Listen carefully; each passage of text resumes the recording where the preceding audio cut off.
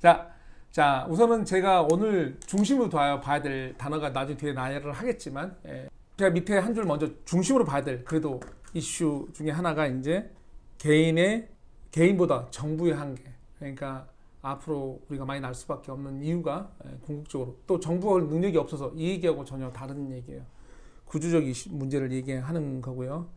여러분들은 이게 뭔지 아시죠? 공룡이네요. 우리가 원래 영화 말고 공룡을 볼 수 있는 건 저런 화석 상태죠. 이분이 왜 죽었죠? 이분이라 말하기 좀 이상한가? 변화. 갑자기 제가 전화 벌써 끊었는데 잘못 눌렀어, 산추. 한번 눌렀으니까. 자, 저분이 이제 변화에 적응. 그러니까 외부에서 저거 이제 대충 아시잖아요. 이제 저기 공룡이 멸종하면 외부에서 우리가 이제 유성 지구에 맞닥뜨려서 빵 터져서 갑자기 온도가 떨어지고 빙하기가 오고 뭐 기타 여러 얘기들. 그래서 이제 그런 얘기인데 그때 이제 한마디 쉽게 말하면 이 지구를 점령하고 있던 가장 거대 생명체였죠. 한 번에 다 갔죠. 뭐 여러 가지 요인을 말할 수 있지만 한 단어로 제 입장에서 그 이유를 말하면 변화에 적응을 못해서. 근데 변화가 그냥 변화도 아니었죠. 우리가 뭐 서서히 변하는 거면 어떻게 좀 이동도 하고 할 텐데 속도 문제였죠. 급변화. 그래서 항상 어떤 생물이든 아니면 어떤 뭐 시스템이든 간에 어떤 생물일 때 속도가 빠른 문제, 속도가 너무 빨리 변할 때 이게 이제 우리를 죽이는 경우가 많죠. 정할 시간도 안 주니까 안 줘요. 그래서 이제 여기에 대해서 제가 먼저 드릴 말 오늘 시작할 때 이제 좀 하려고 이분이 누군지 혹시 아시는지 모르겠는데 존경하는 찰스 다윈 진화론이죠. 여기서 뭐 교회 다니신 분들은 싫어하겠지만 하여간에 그냥 보세요. 찰스 다윈 진화론. 이분이 한 명언이 있어요. 항상 제가 여러 군데 강의를 가면 자주 얘기하죠. 자주 얘기하는 강의 할 때 시작할 때 하는 얘기는 다른데 이분이 한 얘기 중에 이게 있어요. 살아남는 종은 가장 강한 종도 가장 똑똑한 종도 아니다. 뭐 어떤 종이 살아남는데 자, 변화에 가장 잘 적응한 종이 살아남는다. 제 이분 말을 항상 생각을 많이 해요. 요즘에 너무 변화가 심하니까 뭐 이렇게 여러 가지 이슈가 나오는데 복잡도 하고 근데 그 이전에 제 입장에서 그래요. 너무 빨라. 너무너무 빨라. 뭐든지 빨라. 그 얘기거든요. 그래서 이제 보면 100세 시대 얘기를 하면 저희가 이제 사실은 요즘에 저런 입장에 봤을 때 이 100세 시대가 차분히 가면 첫걸음이잖아요. 사실은 제가 이 밤에 뭐 했냐 모든 것이 첫걸음이라고 써놨어요. 제가 이걸 왜 써놨냐면 지금 이제 먼저 머릿속에 두실 건 뭐냐면 제가 오늘 파산의 시대잖아요. 정리 하나씩 하면 우선 여러분이 생각할 때 이 파산 제가 구조 말했고 정부의 한계를 말했는데 그 이유가 이제 구조적으로 먼저 우리가 대세라 그러죠. 보통 대세에 영향이 없어 이런 단어 많이 쓰시잖아요. 가끔 우리가 뭘 하실 때 대세에는 영향이 없어 라는 말을 해요. 가끔 그러듯이 정부가 어떤 정책을 내놓던 또는 뭐 기업들이 어떤 대안을 내놓던 대세 변할 수 없는 대세 사실 장기적 투자에 장기적 방어 전략에 가장 중요한 건 저는 그 대세 구조적으로 쉽게 변하지 않는 거 그게 이제 포인트라고 보거든요. 그런 의미에서 봤을 때 지금의 우리가 어떤 투자 환경이나 모든 걸 봤을 때 가장 중요한 건 저는 속도 변화의 속도가 너무 급해요. 이제 모든 걸 첫급이라는 소리는 뭔 소리냐면 자 100세 시대 국민 100세 시대 가본 사람들 많이 없죠. 나라 전체적으로 저게 이제 아주 느릿느릿하게 100살 살지만 변화 자체가 느릿하면 과거에 내 경험과 나의 지식과 이런 것들이 상당히 내 미래를 점치는데 도움이 많이 되겠죠. 그런데 제가 제 경우로 얘기하면 제가 올해 49이고 제가 저 자녀한테도 그랬고 하지만 미래 50년을 내 100세 시대라고 했을 때 정확하게 내가 20, 30년 뒤에를 장담할 수 있느냐 그건 쉽지 않죠. 너무 빨리 변하니까. 그래서 축복이냐 건강을 유지하고 내가 돈이 계속 잘 유지할 수 있으면 축복인데 아니면 엄청난 고통이겠죠. 그 다음에 이제 초양극화. 요즘에 이제 양극화, 양극화지만 지금은 초자를 제가 붙였죠. 여러분도 아시다시피 수많은 돈, 그 많은 5만 원권 다 어디 갔는지 그 많은 돈. 부동산 엄청나게 올랐는데 그 많은 숫자의 돈.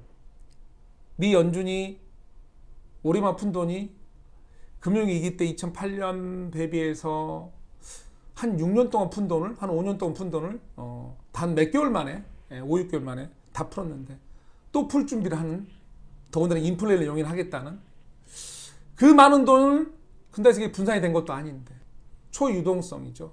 더군다나 이게 이제 우리가 보통 옛날엔 배웠잖아요. 야, 돈이 많이 풀리면 화폐 가치 떨어져서 이게 모든 게 실물이 다 올라. 근데 여전히 할인 판매는 많고 돈은 돌지 않고 있고, 저게 언젠가는 거둘 건데 어떻게 될지 다 처분, 초양극화, 초유동성 다 처음 가본 거예요. 처음 가본 거. 그 다음에 이제 비대면 시대. 예전에 유명한 미래학자들이 엘빈 토플러부터 얘기했어요. 재테크부터 여러 가지 비대면 시대에 대한 어떤 얘기에 대해서. 근데 기업들이 그거 빨리 갈 필요 없어. 나 얼굴 보고 쟤 얘기해야 돼. 쟤한테 못 믿어. 뭐 여러 가지 기타 이런 것들에 대해서 우리가 많이 얘기하고 있었죠. 근데 갑작스럽게 이분이 튀어나와서 저거를 속도를 급속화시키고 있죠. 다 처음 가본 거예요, 제대로. 그 다음에 이제 연금 축소. 과거에 우리가 거품의 시대, 베이비 부모 시대에 우리는 아니더라도 외국에 우리가 말하는 선진국들이라는 거, 그 인간들하고 얘기하면 그 당시에 우리가 부러워했던 이유, 저기는 은퇴하면 연금으로 어떻게 산다더라. 와, 부럽지. 부러워요. 이 연금 때문에 부러운데 그런 것들이 전혀 답이 없는, 지금 그렇죠. 답이 없어요. 답이 없어서 만만치 않죠. 뭐 요즘에 뭐 그리스 사태나 이탈리아 보고 뭐 이렇게 보면 유럽에서 연금 축소하려고 많이 하죠. 그러면 당연히 연금에 늦게 가는 우리는 당연하겠죠. 이런 것들이 지금 우리가 처음 가보는 시대예요. 그리고 상당 부분은 외국 선진국도 처음 가보는 시대. 서로 그래서 한마디로 먼저 가본 놈한테 데이터를 얻고 싶은데 데이터를 얻기는 쉽지 않은, 만만치 않죠. 이제 제가 이제 첫 걸음, 그러니까 전제를 두는 거예요. 속도가 너무 빠르다. 기사를 좀 훑어서 볼 필요가 있어요. 저희가 기사를 보면 이제 몇 개 제가 본 거, 우선 기자님들 열심히 써놨잖아요. 근데 그거를 이제 저희는 여러 개를 보고 다시 모아서 어떻다 얘기를 하는 거니까. 자, 지금은 상태죠. 뭐 최현만 기자님이 6월 24, 6월달 기사네요. 이거는. 자, 70% 폐업 위기, 재난지원금 연명, 소비 절벽의 줄도산, 돈 없이 폐업도 못해. 이거는 이제 KBS인데 9월 30일. 그 다음에 이제 코로나 실업 대란 시작. 실업 많아진다는 얘기죠. 다 근데 코로나 때문이냐? 지금 이제 코로나 때문에 보여요. 근데 이거는 이제 언제 기사냐면 세계일보 기사인데요. 2019년 2월이니까 코로나 이전이겠네요. 작년 2월이니까. 100만 명 폐업, 현실화, 자영업자는 이 나라 국민 아닙니까? 직설적이고 되게 강하게 쓰셨는데 맞는 얘기니까. 그래서 이제 제가 이걸 보여드리면 이거는 언제 기사다? 작년 2월, 코로나 이전이에요. 그러니까 지금 앞에 봤던 이런 기사들이 코로나 때문에 일어난 거 같지만이죠. 같지만 궁극적으로는 우리는 뭐 했다? 문제가 심각했다. 요즘에 그래서 뭐 중고, 뭐 PC방 물건 중고 파는 데도 그렇고, 그런데 이제 호황이죠. 이제 운집적으로 폐업 나오면 그런 기자재들, 이런 것들. 자, 우선은 이제 백화점 몰락, 이 기사도 이제 좀 됐어요. 머니투데이 기사인데 19년 6월 3일 기사예요. 고령화 저출산 도민의 폐업. 그러니까 코로나만은 아니다 이거죠. 코로나 때문에 우리가 뭐 이게 갑자기 생긴 문제가 아니고 구조적인 문제를 제가 오늘 보여드리려고 먼저 기사를 협송하는 거거든요. 이거는 구조적으로 이미 일어나고 있었고, 단지 코로나가 뭐 했다? 속도를 엑셀레이터를 밟아버린 거예요. 그리고 이제 이거는 이제 뭐 야쿠자도 공궁화, 이건 서울신문이죠. 김태균 기자님 쓰셨는데, 이거 입에 풀칠도 힘들어. 실제 얘기거든요. 연금의 나라, 축복의 나라인 것 같지만 일본 분들 되게 잘 살 것 같으신가요? 뭐 연금 받고 다 받으니까. 근데요, 사실은 그렇지. 진짜 난 차가운 치킨님 사랑해요. 구독은 사랑입니다. 저런 댓글 정말 좋아요. 같이 보시. 네, 진짜 구독, 좋아요 좀 눌러주세요. 하여간에 자, 일본 분들이요, 가서 보시면 잘 이제 알아보시면, 이제 일본이 워낙 언론이 워낙 우경화돼 있고 심하게 그렇지, 일본 분들 정말 많이 굶어 죽는다 그럴까? 물론 이제 우리나라도 그런 문제가 생기기 시작했죠. 근데 일본 심해요. 일본 진짜 그 소바, 그런 음식으로만 하루 두 끼 때우는 도 많고, 워낙 외로우니까 시스템 자체가, 이분들이 이제 모임을 나가기 위해서 그 국가에서 나오는 연금 가지고 하루 한 끼 먹고 나머지 모임 비용 써야 되니까 이런 분도 많고, 뭐 우리가 이제 어라운 폴이라는 이 거품 시대에 태어난 여자분들 한 4,500만 명은 결혼 않고 독신에 뭐 훨씬 많은데, 그분들은 이제 월 소득 한 150, 우리나라 돈으로 비정규직, 아버님의 집에서 연금 받아 생활하고 있고 같이 그 아버님 돈으로 돌아가시면 이제 큰일 나죠. 여러 가지 사회 문제를 갖고 있는 게 일본이에요, 사실은.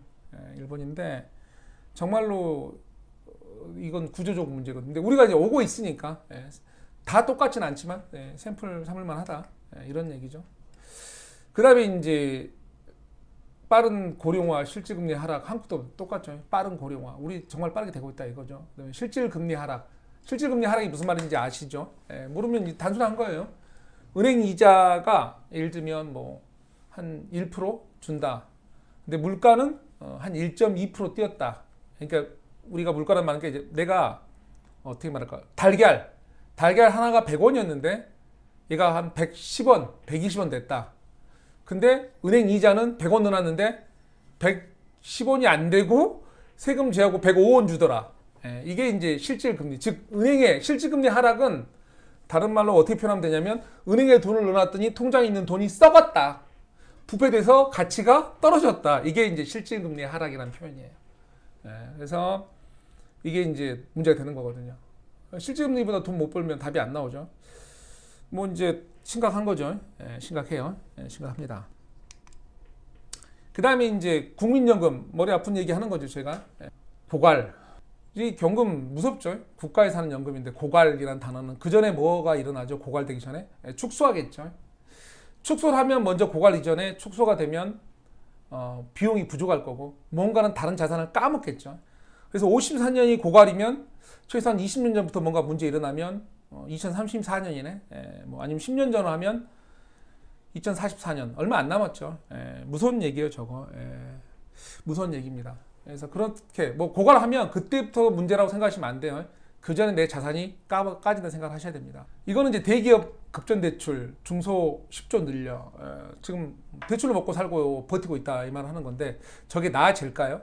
만약 중소가 안 좋아진 게 이제 우리가 수출 기업이라면 지금 전 세계적인 코로나 상황, 사실 이제 코로나가 문제가 우리만 해결한다고 해결되는 상황이 아닌 상황이 돼버렸죠. 아닌 상황이 돼버렸어요. 그래서 이제 답답한 거죠. 속 터지고 미치겠죠. 제가 이제 이런 얘기를 하다가 당연히 이제 마지막은 저는 이제 부동산 시장으로 연결을 할 거예요. 왜냐하면 이제 그랬을 때 부동산의 주거 시장과 이런 영향들을 얘기하는 게 맞으니까.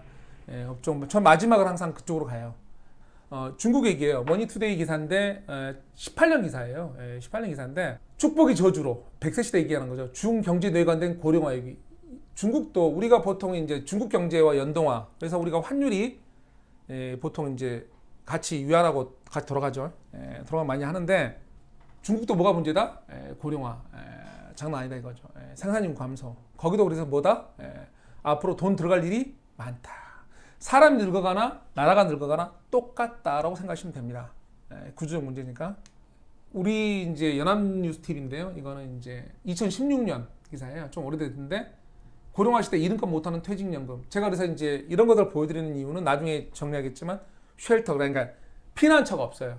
지금 이제 제가 첫 시작을 변화 속도 빠르고, 그 전에 제목은 이랬죠. 개인 이전의 정부. 그러니까 정부의 시스템을 정부를 요구할 게 아니고 정부의 한계성, 그다음에 구조 문제로 우리가 거기에 의지해서는 갈 수 없는 걸 지금 보여드리는 거예요. 그리고 그렇게 많이 파산들이 늘어날 건데, 코로나 때문에 파산하는 자영업자 말고도 개인 파산들이 되게 많이 늘어날 건데, 거기에 때 나오는 어떤 새로운 시장들에 대한 얘기를 이제 장점을 하는 거거든요. 이거는 좀 재밌는 기사였어요. 좀 보실 필요가 있어서. 고령화로 집값 급락하지 않아 라고 돼 있어요. 이게 이제 고령화로 집값 급락하지 않아, 빈집은 급증 우려 돼 있는데, 이제 한국은행 보고서였고 중소형 주택 월세 선호 지속 전망이란 보고서고 2017년 기사예요. 2017년. 그러니까 한국은행 들어가면 이 보고서 찾으면 나와요. 나오고 주택가격이 고령화 문제로 급락하지는 않을 것, 이제 다른 쪽으로 튀어간다는 걸 표현하는 거고요. 그 다음에 이제 지방에서는 주택수 감소, 빈집 늘어나다, 이런 얘기고, 인구 고령화 진전은 중장기적으로 주택수의 증가세를 둔화시킬 거로 예상되지만 그 정도는 매우 완만할 것. 변화는 우리가 다른 산업 변화는 빠른데 이거는 좀 느리게 간다는 얘기를 하는 거고요. 그 다음에 이제 인구 고령화가 진행되면서 부동산 가격이 장기간 하락한 일본과는 비교하면 우리나라 주택 가격은 급격한 조정 가능성이 제한적. 근데 이번에 팍 튀었잖아요. 이거 2017년이니까 모르죠. 예, 약간 그건 변화 내용은 있어요. 그러나 약간 참조할 만하니까 고령화만 갖고 얘기하면 그 다음에 이제 주택 수요에 대해서 이제 재밌는 얘기가 있어요. 수치가 2016년부터 35년까지예요. 몇 년? 2035년까지 얘기를 하는 거예요. 여기 20년 사이에 29.1%. 그러니까 한국의 보고서에서 이번에 이제 폭등 상태 빼고 고령화만 가지고 얘기할 때 우리가 이 부분이죠. 30년, 20년 사이에 29년 늘고, 즉 35년까지는 주택 수요는 원래 늘어난다 예상을 한 거예요. 고령화에 불구하고. 그래서 좀 같이 붙여서 얘기하는 게 맞거든요. 맞는 것 같고요. 그래서 이제 기사는 봤고, 근데 이제 여기 변한 거는 분명히 이번에 폭등 사태죠. 근데 사실은 뭐 제 개인적 의견으로만 얘기하면 분명히 이제 힘든 분이 많으셨죠. 근데 사실은 많이 쌓여서 온 데이터예요. 물론 이제 여러 가지 정책적 미스가 있어서 확 당겨서 이제 더 급등하게 만든 것도 있지만, 이 궁극적인 사태는 주택 공급 문제와 도심 재생 상황, 그다음에 유동성 문제, 여기서 쌓여온 사태로 터진 거지. 그래서 제가 이제 제일 걱정하는 게 조정이 그렇게 생각하는 것처럼 많이 조정이 될 것 같지 않다. 그렇죠? 이런 것들이 되게 많고, 오히려 이제 일부 지역은 토지 가격도 계속 서서히 완만하게 계속 갈 것 같다. 이런 게 제 의견인데, 이거는 이제 다음 시간에 따로 부동산을 풀게요, 제가. 그건 정확히 풀어야 되는 게 맞는 것 같으니까. 이건 동아일보 기사고요. 이제 송충영 기자님 쓰셨고, 이제 이건 이제 재정 문제죠. 떼놓치면 더 큰 비용. 재정 건전성 악화 우려 선그었다고 이제. 그러니까 재정 걱정을 하는 홍남기 부총리부터 다른 반대쪽 얘기도 정확히 맞는 얘기죠. 걱정 안 하면 나라가 아니지. 걱정해야지. 정상인 얘기죠. 정상적인 나라 걱정하는 건 맞는 얘기인데, 근데 이제 또 다른 기사면 이것도 이제 진짜 오정태 기자님 쓰셨는데, 나라빚 느는데 기본소득 공론화. 기본소득도 얘기 다 계속 나오죠. 지금은 빚을 낼 수밖에 없다. 안 내고 다 죽는데, 뭐 씨가 다 말라서 사막이 돼버리면 다시 이 녹지 만드는 돈이 더 들죠. 근데 이제 그게 구조적으로도 문제 있다 말씀드리는 거고요. 증세 머니투데이 얘기고, 그 다음에 이제 이 부분이 이제 머리 아픈 게, 아까 기업 보듯이 저희가 코로나 최대 확진, 이건 이제 조선일보 기사고요. 특파원 손지석 특파원이 하셨는데 10월 4일, 즉 우리만 끝나는 게 아니고, 지금 중소기업 아까 대출 10조 보셨죠? 그들이 살아려면 대한민국 내수가 살아야 되느냐가 아니고, 내수도 살아야 되겠지만 내수 시장의 크기가 우리가 그들 다 살려줄 수 있는 크기가 아니기 때문에, 우리 입장은 뭐다? 저분들을 끌고 가서 살려야 되는데, 외국이 살아야 되는데, 그래서 우리 마음대로 안 살아요. 그래서 한동안 버티게 하는 어떤 물을, 생명수를 공급해야 되는 입장이 돼버렸죠. 근데 이제 싼 이자로 빌리다가 나중에 제일 걱정은 그거죠. 사실 저런 게 문제가 뭐냐면, 여기 뒤에 얘기 나온다. 이거 제가 자주 쓰는 기사잖아요. 자주 쓰는 기사인데, 이게 이렇게 저리니까 그나마 나은데, 저분들이 인플레 용인을 하다가 돈만이 또 돈을 더 풀 건데, 어느 순간 돈이 돌기 시작할 때 올릴 거 아니에요. 더군다나 이제 그때 돈이 공격적으로 시장에 돈다 그러면 누가 들어오냐면, 개인 돈보다 이 막대하게 돈을 지금 쌓아두고 있는, 쟁여두고 있는, 제가 항상 그러죠. 5만 원 다 쟁여두는 그 집단이 들어오기 시작할 거 아니에요. 공격적으로. 그럴 때 저기는 올려야 되잖아요. 왜냐하면 인플레가 확 심해질 거니까. 그럴 때 죽는 건 그분들일까, 서민일까, 저렇게 돈 빌렸던 공장일까. 자, 이제 비대면 시대, 경향신문에서 정말로 이제 좋은 기사 썼죠. 새로운 소득이 필요하다. 투잡, 쓰리잡. 근데 이제 사실은 우리가 도심에서 과거에 이런 초양극화 현상, 그 다음에 빠른 변화를 겪었던 이 대도심들, 뉴욕 같은, 런던, 그 다음에 이제 이런 월세 문화, 우리나라 월세 문화가 달라요. 다시 한번 말씀드리면 보증금 자체부터 금액이. 이런 지역에 살던 사람들은 그 전에도 투잡, 쓰리잡. 우리가 아시는 영화 프렌즈 있잖아요. 영화 시트콤 프렌즈라고 찾아보시면 되게 저 어릴 때 이제 많이 즐겼던 그런 이제 시트콤인데, 거기 친구들이 하나 아파트에 모여 살죠.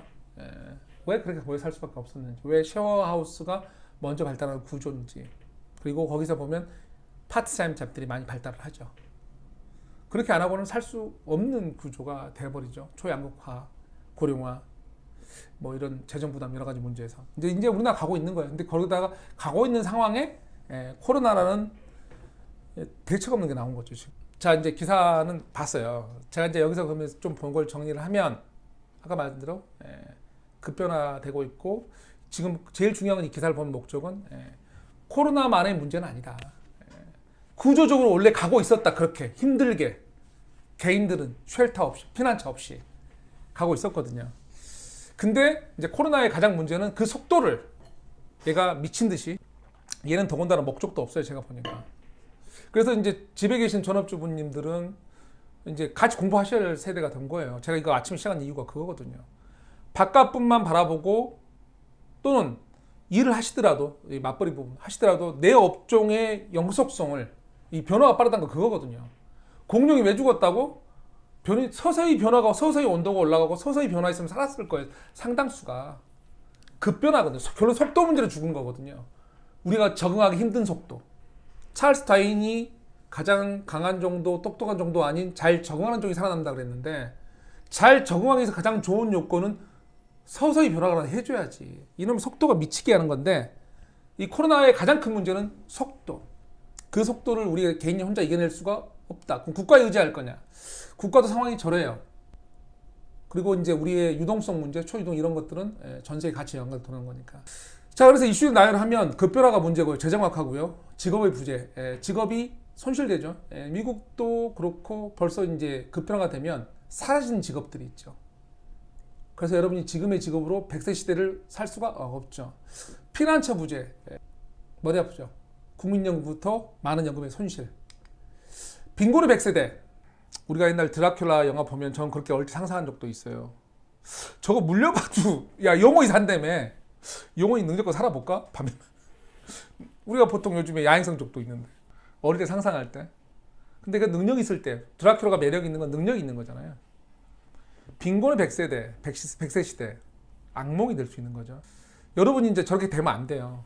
그래서 제가 잔인하다는 말을 쓴 게, 사실은 파산의 다음이 열릴 시장은 잔인한 시장이죠. 아까 말한 단순하게 경매 이런 것도 있겠지만, 사실 그러기 때문에 주거에서 정부의 지원을 받는 대상이 많아지고, 그 다음에 그 사람들이 대하는 대상은 작은 집일 것이고, 허름한 집일 것이고, 우리가 못난 상태의 집일 것이고, 못난 지역일 거예요. 근데 그 지역을 지금 뒤집어 엎고 있죠, 우리가. 왜? 또 다른 의미에서 우리는 도시를 살려야 되고, 도시를 이쁘게 되니까. 잘 활용을 하면 이제 어마어마한 시장이 열리는 거죠. 그 다음에 이제 연금 의미 축소, 또 다른 코로나가 또 다른 형태로 올 수도 있잖아요. 우리가 계속 사스부터 있어 왔으니까. 그 다음에 이제 제일 짜증나는 게 제예요. 갈수록 커지는 저금리의 유동성. 초유동성인데 저금리. 저게 언젠가는 칼을 휘두를 거고, 제가 칼을 안 휘두르면 아랫사람들은 계속 그 인플레이션 그 돈 때문에 올라가기 힘들고 위로. 한 칼 휘두를 때 잘 안 피하면 잘못 타이밍을 못 맞춰서 완전히 다 파사로 쫙 아래로 가겠죠. 이게 무슨 소리냐면, 이건 설명을 드리는 게 맞는 거잖아요. 우리 돈을 이렇게 막 풀었잖아요. 푸는 이유가 뭐죠? 그래서 제발 돈 좀 돌라고. 돌아라 이거거든요. 안 돌아요 얘가. 그리고 또 이번에 뭐 딴 사태를 또 맞았죠. 제대로 돌기 전에. 그럼 다시 돌아라. 주식시장만 있지도 말고, 제발 부동산에만 있지도 말고 좀 돌라고. 돌아줘 제발. 근데 이건 계속 안 돌아서 풀어요. 풀고 있는데, 이 돈이 언젠가는 너무 많이 풀었잖아요. 제가 그랬잖아요. 미국만 해도 한 5, 6년 풀고 금융위기 때 이번 몇 달 만에 다 풀었다고. 대한민국 그러면 금리를 미리 서서히 올릴 수 있느냐? 못 올려요. 우리는 살기 좋은가 지금? 죽겠는데? 많은 걸 풀어야 되죠. 자, 이 돈이 근데 어느 시점 되면 분명히 약간의 숨을 튀겠죠. 그러면 이제 올려야 돼. 왜? 그 돈들이 그 사이에 돌려서 우리가 분배되고 있느냐? 시장이 안 좋았어요. 제가 너무 어려운 거 설명할지 모르겠는데, 이거 한번 시간 내에 다시 설명할 때 해서 우선 들어보세요. 이렇게 시장이 안 좋을 때 아무리 정부가 헬리콥터 뭐니로 돈을 막 쏴요. 그런다고 해서 우리가 어떤 경제적 약자나 힘든 자영업자들은 이 돈이 팍팍팍 뿌려지느냐? 아니거든요. 결론은 뿌려진 돈이 싸 잡아서 모아서 이런 기업들 돈, 큰 돈 쪽에 돈이 들어가죠. 그러다가 돈이 도는 시점에 이분들 큰 돈은 대기 상태가 되죠. 뭘? 시장을 공격하겠죠. 쏟아져 들어오겠죠. 이때부터 이제 인플레이션 팍팍팍. 이때 은행은 야 걷어들여. 왜? 큰일 나니까. 근데 그때 그 칼날 못 피하면 아까 중소기업에서 10조를 대출했는데 그 칼날을 지금은 저금리니까 못 피하면 죽는 거죠. 죽어요. 큰일 나는 거예요. 그게 문제는 이슈인 거죠.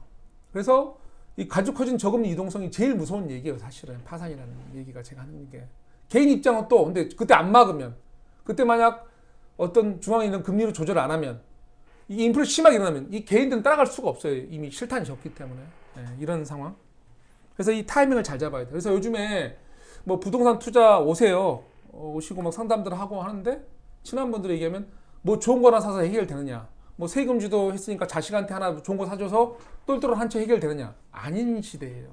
여러분이 돈이 정말 이렇게 엄청나게 많으면 모르겠는데 그런 시대가 아니에요. 정말 관리나 체계적으로 계속 지속적으로 같이 공부하고 노력하지 않으면 자산 보호가 안 돼요. 한 방으로 자산 보고 용안할 때 그런 시대 지났어요 이미. 그게 변화가 무서운 거거든요. 그런 시대가 지났어요. 그래서 얘기 드려서 제일 마지막 거 갈수록 커지는 유동성. 저 이게 왜 무서운지는 뭐 짧게 설명을 드렸으나 부족한 것 같아서 그거는 제가 나중에 따로 시간을 이건 정말 중요한 얘기니까 언젠가는 칼날이 들어올 거고 못하면 지금의 우리가 떨어져라 하는 그런 바라는 어떤 가격들이 화석이 돼서 썩지 않고 굳어버리면 여러분이 올라갈 계단이 더 힘들어지는 거니까 그런 얘기거든요. 그래서 이제 코로나가 이제 얘가 정리하면 얘의 문제는 아까 이런 문제들이 원래 구조적으로 있었는데 오늘 제가 반복적으로 얘기하지만 원래가 구조적 문제였고 변화 속도를 최대치 가속시킨 게 코로나가 제일 나쁜 거고요. 제가 코로나를 보면 그 다음에 이제 얘가 문제시킨 건 뭐냐면 우리가 얘 돌보미 서비스를 하고 있다 하지만 돌보미 서비스를 하고 있죠. 근데 경제인구, 그러니까 한국이 사실은 경제인구가 되게 필요하죠. 생산인구가 줄어들었으니까. 그래서 여성의 시장 참여가 되게 중요한 나라 중에 하나죠. 근데 우리 엄마들이 가정에 헌신하는 면 있을 때 가정을 볼 때 돌봄 서비스가 있다 하지만 축소가 되는 건 정상적인 거죠. 이거는 뭐 해외도 마찬가지예요. 그 다음에 제가 봤을 때 코로나를 보면 저는 저렇게 표현해요. 바라는 거 없고 드러난 거 없어서 나오는 것도 없다. 이게 뭔 소릴까요? 바라는 거 없고 들어가는 것도 없어서 나오는 것도 없다. 제가 그 코로나 갖고 얘기할 때 아는 분하고 그런 얘기 자주 해요. 이게 우리가 보통 어떤 새로운 사람이 서요. 어떻게 말할까? 옛날 애플 스티브 잡스처럼 아니면 마이크로소프트 빌 게이츠처럼 새로운 어떤 혁신적인 아이디어와 열정과 많은 마케팅에서 막 써서 기존의 경쟁업체를 죽여요. 그래서 돈을 쫙 빨아들이는 거죠. 근데 어쨌든 간에 그분들은 새로운 사업에 돈을 쓰죠. 또 직원을 고용을 하고. 근데 코로나는 얘는 우리한테 뭘 바라는지 잘 모르겠어요. 들어가는 것도 없어요. 나오는 것도 없다. 얘가 다시 산업의 변화를 시키고 많은 변화를 유동시키지만 죽이기만 하고 있고 자영업자들로부터 많은 유동을 끊고 하면서 다른 기업처럼 뭐 상대 기업을 죽이는 게 아니고 그냥 무작정 죽이는 거예요. 이유 없이. 꼭 얘는 그냥 다 죽이고만 있지. 그래서 새로 여기서 뭐 어떤 창출, 일부 의료업체부터 돈 버는 분들이 있긴 한데 그건 일부고 없는 거죠. 제일 머리 아파요. 죽이기만 하는 느낌. 그리고 이제 우리만 잘해서 끝나지도 않아요. 열심히 우리가 해도 아까 말한 중소기업 10조 대출 대기업은 줄었는데 머리 아프죠. 빚내서 재정 확대시키죠. 우리 고령화 이제 고령화 빨라졌는데 이런 재인정할 세금 거둘 때도 줄었는데 세금을 낮추자? 어떻게 낮춰야 되지? 고령화인데 재정 확대 계속 시키는데 코로나 한 번 더 오면 더 하겠는데 다 죽겠다는데 야 저 부동산 세금 올리고 주식 세금 지금 뭐 대주주 요건 10억 3억 내린다니까 나 싫어 내 돈 다 날라가고 왜 세금 걷어가 이러고 싶은데 사회 전체적으로는 명분이 짜증나죠. 빈곤층 급속 확대가 되고 있죠. 정말 머리 아픈 상황입니다. 이게 코로나예요. 자, 한 개 이제 빨리빨리 정리해볼거요. 그냥 너무 지루하겠다. 마지막에 해야 되니까. 자, 정부 지원의 한계. 그래서 이거는 지금의 사태, 지금의 산업 변화 여러 가지 얘기들 한 거 있잖아요. 지원의 한계가 있어요. 정부 믿고 연금 갖고 갈 수 있는 사회 힘들고요. 그다음에 공격적 자금 유입 방어 한계. 이 자금이 들어오는 것도 한계가 명확해요. 그래서 제가 그런 표현 많이 쓰죠. 부동산도 댐 수문을 10개 열었더니 밑에서 홍수난다 죽겠다. 너무 오른다 수위가. 가격이 오른다. 그러니까 막았죠. 수문 하나 열었죠. 실수요자. 근데 그 오줌발은 강할 수밖에 없죠. 왜? 뒤에서 계속 들어와요. 뭐. 그래서 한계성이 있고 또 이제 주식 가는 거. 이게 뭐 아무리 실물 시장하고 실제 데이터보다 약간 오버슈팅 올라갔다 하더라도 그것만 가지고 우리가 이 돈의 이 압력을 이겨내기 쉽지가 않고 사실은 우리가 돈이 많아질수록 큰 돈일수록요 이런 얘기를 좀 하고 있게요. 우리가 이제 왜 제가 계속 유동성 문제가 크다 그러냐면 이 돈의 압력이란 게요 꼭 물리적 같은 거 이렇게 우리 빗물 생각하시면 부동산이라는 시장이 규제가 심해요. 그리고 어떤 명분도 있어요. 그런데 돈은요 막대기 풀렸잖아요. 근데 빗물이 오면요 이 경사가 1도만 길고 살짝만 길어져도 물이 다 이쪽으로 흘러가죠. 이쪽부터 쌓이죠. 돈이 그래요. 수익률 다 저금리예요. 실질금리 마이너스래요.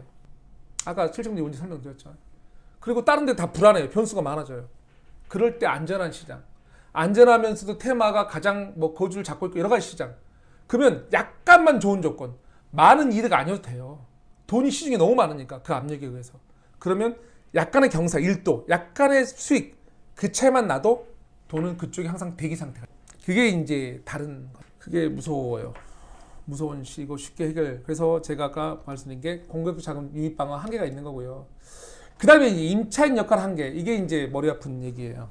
자, 임차인의 역할 한계는 뭐냐면요. 우리가 보통 임차인 얘기하면 잠재적 매수자. 그래서 임차인의 재정 능력이 죽으면 우리가 당연히 집값은 하락하고 잠재 수요 죽은 거잖아요. 근데 제가 왜 한계란을 썼냐. 더 이상 그들은 잠재 수요자로서의 역할이 필요 없을 수 있다라고 말을 하는 거예요. 그냥 임차인으로 살면 돼요. 월세 시장에서. 월세 수익률이 은행 수익보다 좋으면 돼요. 저금리. 가압적 투자 시장이 발달하면서 그쪽으로 들어갈 돈이 있으면 되는 거고. 그래서 지금의 문제는 뭐냐면 정말로 월세 문화가 다변화가 되고 임차인 역할이 한계에 부딪혀서 더 이상 잠재 수요자가 아니다. 그러면 집값이 떨어지는 게 아니고 잘못하면 오히려 안정적인 월세, 은행보다 조금 높은 돈을 벌 수 있는 간접 투자 자산 운용사에게 밑밥을 깔아주는 역할로 변화를 낼 수 있다. 저것도 따로 한번 설명해야 되겠죠. 자, 그래서 이제 마무리 짓면요. 앞으로의 그거는 이제 어떤 건 정말 부족하다. 이제 사실은 파산하는 사람이 많을 거예요. 개인 파산도 많고 여러 가지. 그래서 필요한 집이라는 게 뭐 여러 개 사이즈도 있겠지만 금액적 면에서. 근데 이제 잡은 또 부족할 거예요. 근데 어떤 것도 넘쳐나겠죠. 새로운 잡 적응 가능한가요? 대규모 아파트 단지들 그걸 대기하는 돈들 돈들은 계속 많으니까 돈은 넘쳐날 거예요. 자, 관계의 배신 이제 뭐냐면 이게 이제 잔인한 시장이라는 게 이런 말을 해도 되겠지만 하여간에 부모 자식 간에도 문제가 많을 거예요. 자식이 지금 이런 상태에서 어떤 돈을 자력으로 빌리지 못하고 자력으로 월급 받아서 해결하지 못하는 시대가 오기 때문에 걔가 가장 삥뜯기 좋은 사람 누구죠? 나를 믿는 사람? 부모죠. 부모 자식 간의 문제가 되게 많아질 거예요. 그래서 이걸 이제 미리 써놓은 이유는 뭐 잔인한 시장 저거 이전에 자산 승계 문제를 정말 이제는 미리 해서 자신뿐만 아니고 자녀의 자산을 같이 이 변화 흐름에 맞게 키워주지 않으면 자녀가 제일 무서운 적이 될 수도 있어요. 지금의 노령층. 왜? 걔는 살아야 되잖아요. 걔가 입장에서 가장 쉬운 좀 심한 말 먹잇감이나 좀 표현한가? 하여간에 자본을 투여받을 수 있는 그게 이제 부모이잖아요. 그래서 정말 이거 생각을 잘 하셔야 되고요. 그래서 앞으로는 어떻게 되냐? 이 도심 전체적으로 대도심에서 여전히 저소득층을 위한 뭐 정부 지원 대상이 될 사람들 그런 사람을 위한 잔인한 거주 수요는 엄청나게 많아질 거고 파산하는 사람도 엄청 많아질 거예요. 그게 어떤 형태의 자산으로 나올 때 그거를 여러분이 준비되면 잘 가져올 수 있을 것이고 또 여러분이 준비되면 여러분 스스로는 방어를 할 거. 정말로 많은 숫자가 빈곤층으로 나락으로 떨어질 겁니다. 그래서 거기에 대한 방어를 잘 같이 묶어서 하셨으면 해요. 앞으로 개인들이 많이 파산되고 그래서 그 저소득층 상대 한마디로 정의하면 저소득층, 아래 계층 상대로만 임대 꼭 지하철 역세권 아니셔도 돼요.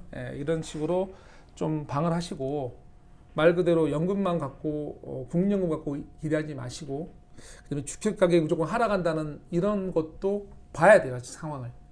아직 봐야 되는 게 변수가 많으니까 같이 그걸 하시고, 그다음에 공부하셔야 되는 시대예요. 제가 말씀드리는데 정말로 계속 변해요. 공룡이 망한 건 다시 한번 말씀드리지만 변화에 적응 못해서. 근데 그 변화가 너무 빨라서. 찰스 다윈이 말한 대로 강한 종이 살아남는 것도 아니고 똑똑한 종이 살아남는 것도 아니고 적응하는 자만 살아남아요. 근데 속도가 너무 빠른 걸 극복하는 방법은 같이 공부하는 거예요. 요즘에 유튜브도 발달했고 개인적 이런 모임도 많겠죠. 가세요. 약간의 진실이 달라질 수도 있고 약간의 시각이 다를 수도 있겠지만 지속적으로 하셔야 돼요.